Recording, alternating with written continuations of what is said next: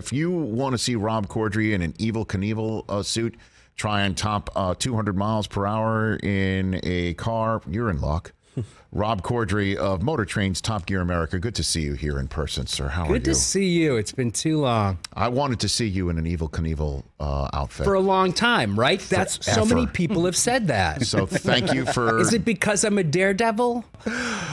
Oh, my gosh. That was an actual Evel Knievel suit. We were in Montana. That was the real deal? That was, I'm sure he's got more than one, but yeah, he was smaller than me. If you, well, I was about to say,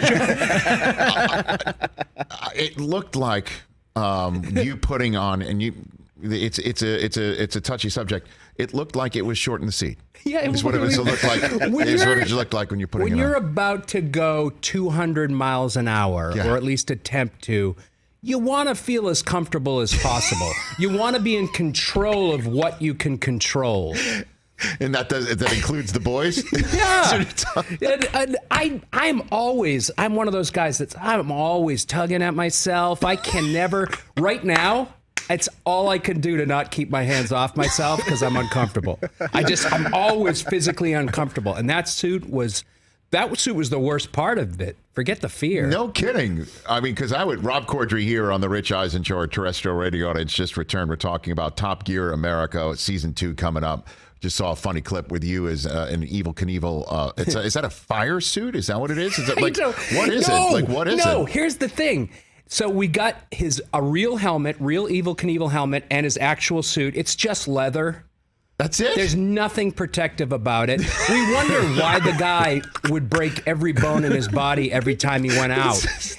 His helmet was almost just plastic. They wouldn't let me wear it to drive the 200. Because in the 21st century, there was a liability? In any century, that thing's not safe. Why am I laughing? He was asking for it. He was asking for it. It really kind of like brought it all into perspective, the Evel Knievel thing. Like, we were there for the injuries. I mean, just the video of him coming off the motorcycle in front of Caesars like a rag doll hitting the floor. I could watch that over. I could watch that on a loop. It's so great. And so that's the same suit. That's kind of cool. I don't know if that's the same suit. It's the same suit maybe that he did the Grand Canyon or something like that. Yeah, or Snake River, or whatever, something like that. Yeah, I don't know. That's so cool. I'm not up on all the Evel Knievel. To me, though, that would be just stunts. Like a bucket list, like something I never thought I would ever put on. Well, that I guess is my bucket list. Yes. It's like I don't know that I've fulfilled something on my bucket list until I'm doing it. And it was sitting there in that car in that horrible costume, like constricted to say the least, where I was like, yeah, I guess I've wanted to do this. So have you always been a gearhead, or are you just learning about it while doing this now? Well, yeah, my dad was a big gearhead. He had every car in the world when he was young, and then they had me and they bought a Volvo, and that went away. And then I moved to New York, and it just kind of, you don't need cars there. So It just kind of fell off. And then when I got to LA, my interest reignited. And all my friends from New York are like, you're not a car guy. What are you talking about? And I'm definitely not a car guy like those two. Dax and Jethro are car guys. I'm just like I'm the audience, basically. Right. I'm an enthusiast. Just going through it like the fan sitting at home watching this show. I can barely tell you what a differential is, but that's not my job. It's so funny. One time I hosted RPM Tonight on ESPN2. That's why I bring this up. Yeah. The nightly show about NASCAR and racing, and I'm the fan watching this show. I don't know anything about anything. And I started the show by saying I'm the first host in the history of RPM Tonight who has to call AAA to change a tire. I have no idea. Like I just put it all out there. Oh man, the arguments I've had with my wife whenever we have to change a tire. We're on the freeway and she's like, we're going to call AAA. It's like, I got this. It's easy. And then, of course, if I win, I'm having trouble getting the tire out of the, it's hidden somewhere. The jacks are weird, like proprietary equipment, and we call AAA. I was about to say, you feel the wind shear of the 18-wheelers passing by you. AAA's fantastic. That's right. They are fantastic. But that's not part of Top Gear America, right? I mean, We don't call AAA on Top Gear. No, we've never done that. I've got Rob Corddry here on the Rich Eisen Show. So we just saw you riding a Lambo right there. So what can you tell us about the cars that you've driven on this show? That was definitely one of the highlights. I drove the Porsche Taycan, which is the electric Porsche. Yes. Fantastic. And I'm not such a big fan of electric cars, only because I don't think there's anything special about them for the most part. That said, I also drove the Mustang, the electric Mustang. Yes.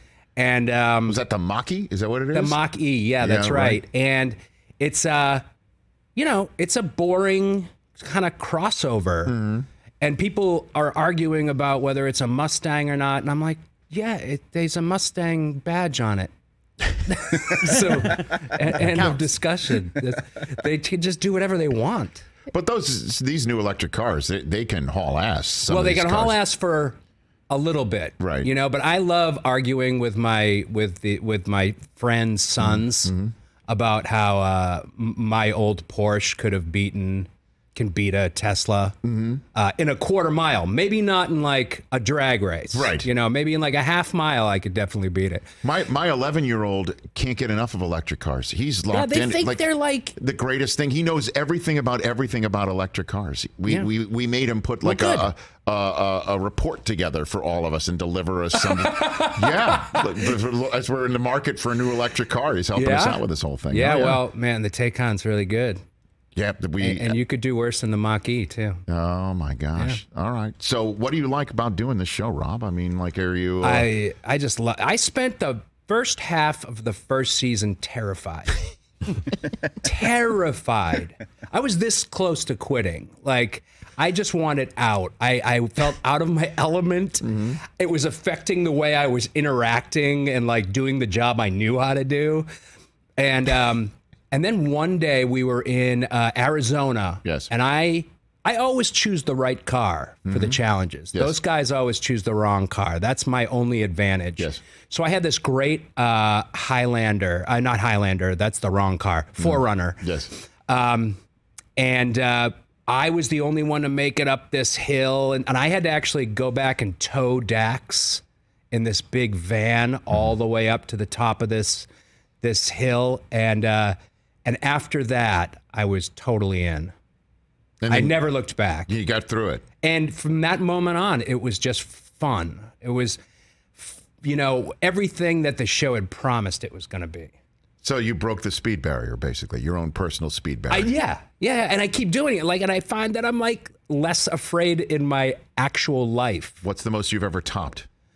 Well, should I say? Because that's in big right. season 2. Am I going to make it to 200? Because the air in Montana is thin. Probably not the best place to try and get a car up to 200.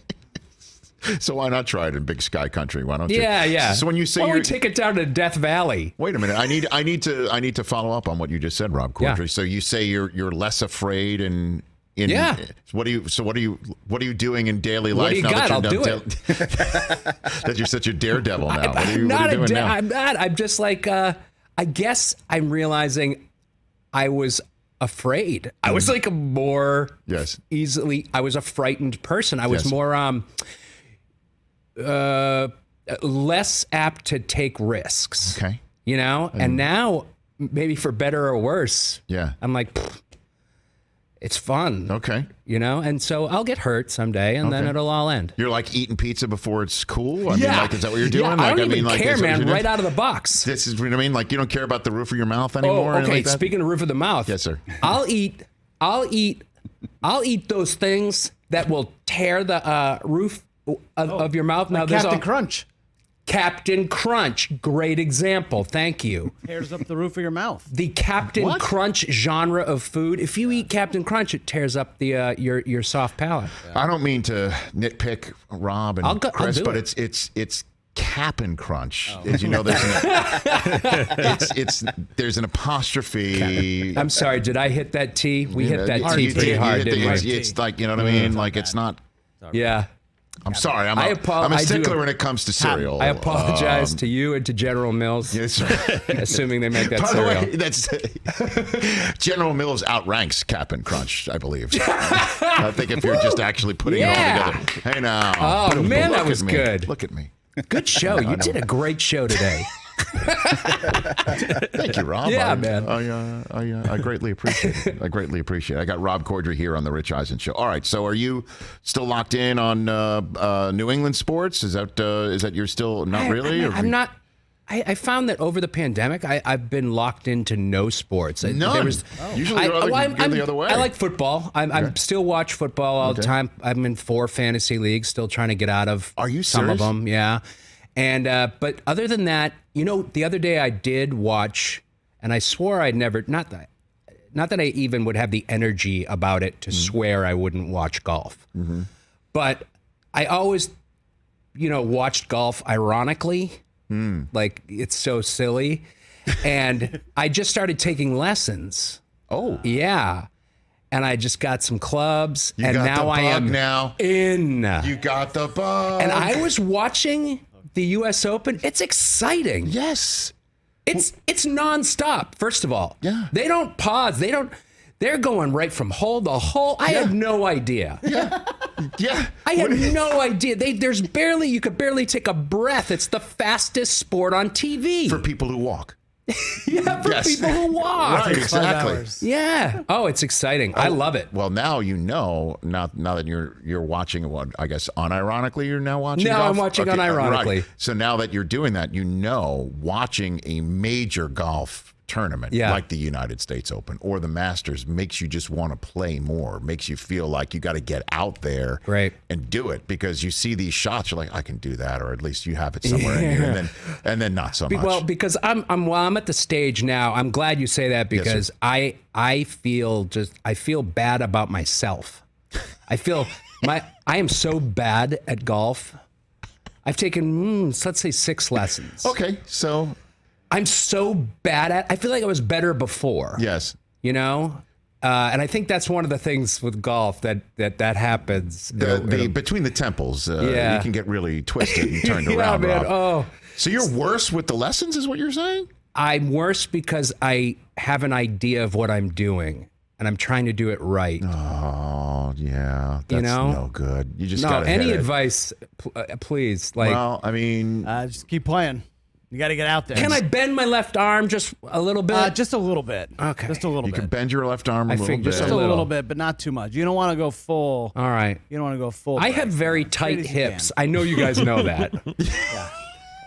First thing I noticed. Well, we saw you put on the Evel Knievel suit, and you looked a little tight. We've talked about my hips before. We have. We are following old ground. Yeah, you're right, but it's moving things in my body it's like it looks so natural when they're doing it, and it feels so very unnatural. Well, you're here for breaking news, by the way. You just got in my ear. I just heard this news, and is this true? Rob Gronkowski just retired from football? Yeah. Just how about that? Just announced on Twitter. He just put up a lengthy post. So he's not going to go play with Tommy for one more year, huh? Doesn't look like it. Yeah. Wow. He's going to go into the hall with Big Ben instead of Tom. It should be bigger news, but no one's surprised, right? Yes. Yeah, it's I'm kind not of surprised. a bummer. It's kind of a bummer. I just love watching Gronk play. He's the best to do it. So, it's kind of a bummer when he walks away. And you know that he's going to play at least half the games. You can count on that. And is he joining the Live Tour? Is that what he's going to do now? What's he going to do with himself? He's going to eat cereal. What do you think? Your first blush thoughts on Gronk's post-playing career? Finally, going to write a himself. book. Yeah. What is he going to write a book about social economics? Scratch and sniff. Scratch and sniff. On economics. I would love to see his Wonderlic scores. I would love to see him. You know what? He is one of our just in terms of the Patriot years and the great years of the Brady Belichick years. He was who would be more, Chris, than anybody than him that you would think is the least Belichickian guy to play for the Patriots. Like, that's the guy. And he's he's retired. He's the greatest tight end Yep. to play the game, wouldn't you say? I think so. I think so too. Wow. How about that? So if you have him in a keeper league, don't keep him in one of your 4 fantasy leagues. Okay.